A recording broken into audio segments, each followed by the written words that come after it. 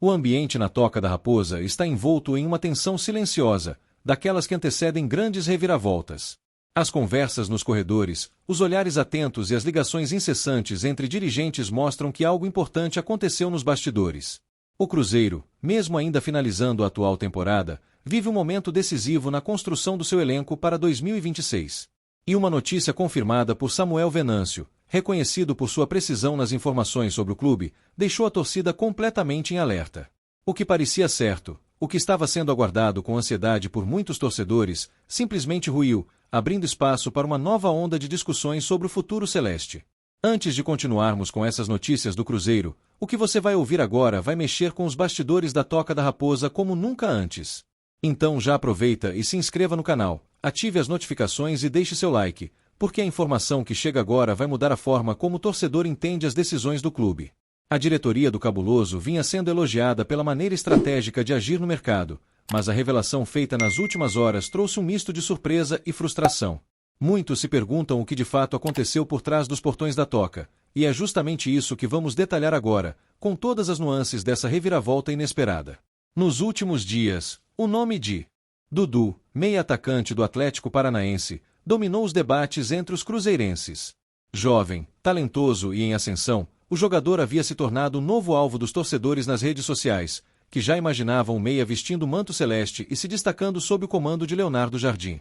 As comparações com Cauã Moraes, outra promessa revelada pelo Furacão e recentemente contratada pelo Cruzeiro, tornaram o assunto ainda mais empolgante.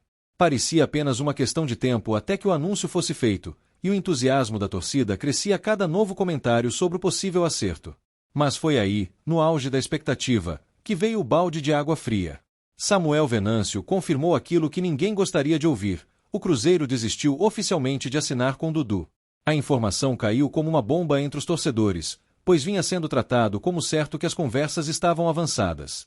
No entanto, o jornalista cravou que o nome do meia sequer chegou a ser discutido internamente pela diretoria.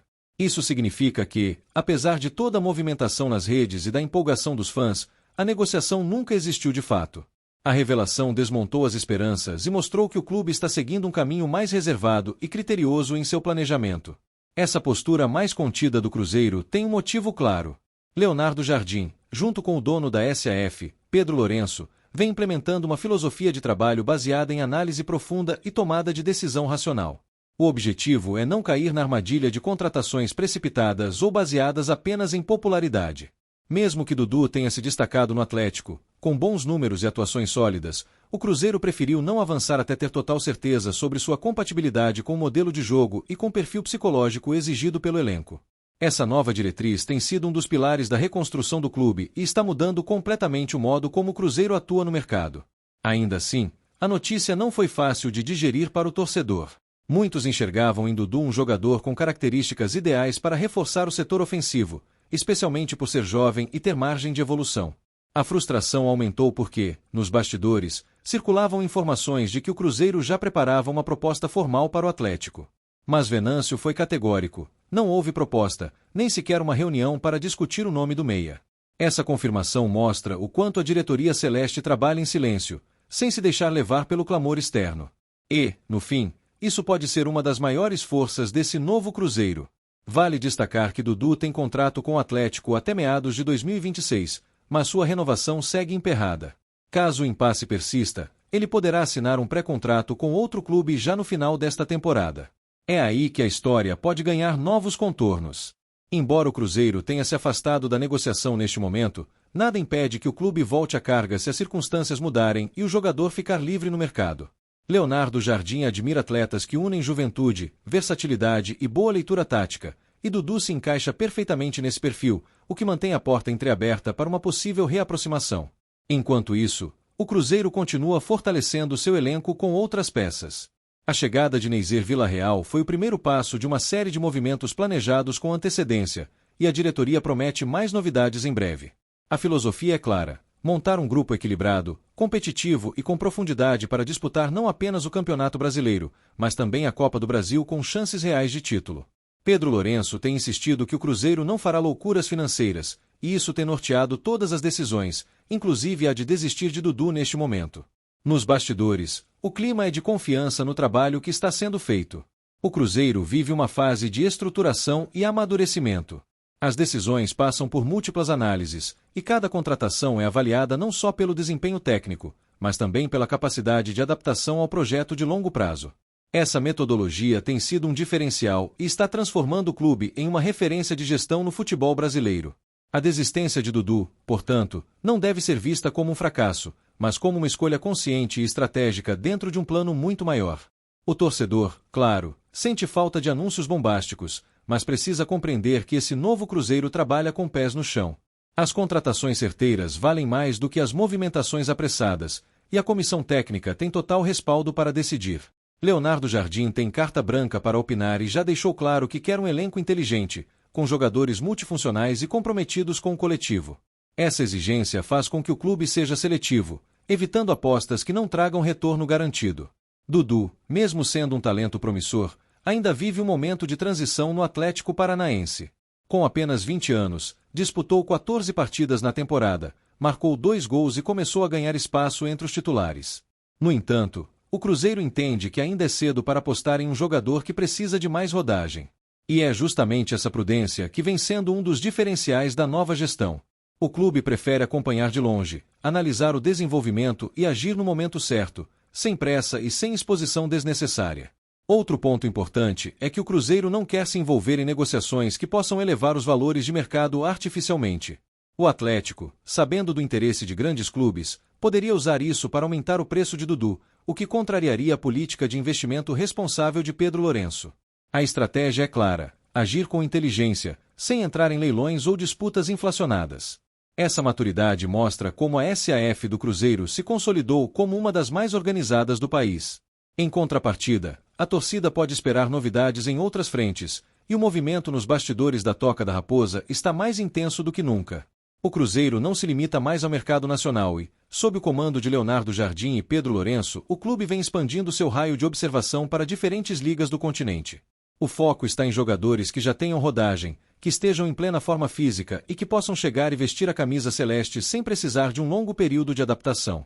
O Departamento de Análise de Desempenho, que hoje conta com uma equipe altamente qualificada, vem cruzando dados estatísticos, relatórios de performance e características táticas de dezenas de atletas, buscando aqueles que realmente possam se encaixar na filosofia de jogo imposta por Jardim, que valoriza intensidade, movimentação e versatilidade. Essa busca é silenciosa, discreta e meticulosamente planejada, e os torcedores podem ter certeza de que as próximas semanas prometem grandes surpresas na Toca. O Cruzeiro tem monitorado nomes no exterior e no próprio futebol sul-americano, ampliando seu olhar para mercados onde ainda é possível encontrar jogadores de alto nível técnico a custos acessíveis.